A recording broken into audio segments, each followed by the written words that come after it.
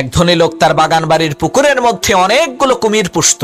একদিন সেই ধনী লোকটি তার সেই বাগান বাড়ির মধ্যে বিশাল একটি পার্টির আয়োজন করলো। অনেক লোকজন সেই ধনী লোকটির আমন্ত্রণে সেই বাগান বাড়ির পার্টিতে এসে জনমের মতো ভালো মন্দ খেলো। এরপর সেই ধনী লোকটি মাইক দিয়ে ঘোষণা করলো, আপনাদের মধ্য থেকে কেউ যদি আমার এই কুমির বোঝাই করা পুকুরটি পাড়ি দিয়ে সাঁতরে এই পাশ থেকে ওই পাশে যেতে পারে, তাকে আমি 10 কোটি টাকা দেব, না হয় তার সাথে আমার একমাত্র সুন্দরী কন্যাকে বিয়ে দেব।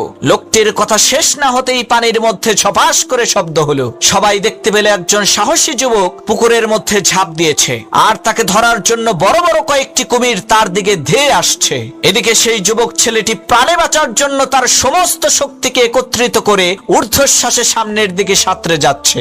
এক পর্যায়ে সেই ছেলেটি কোন ক্রমে পুকুরটি পাড়ি দিয়ে পুকুরের ওই পারে যেয়ে উঠল।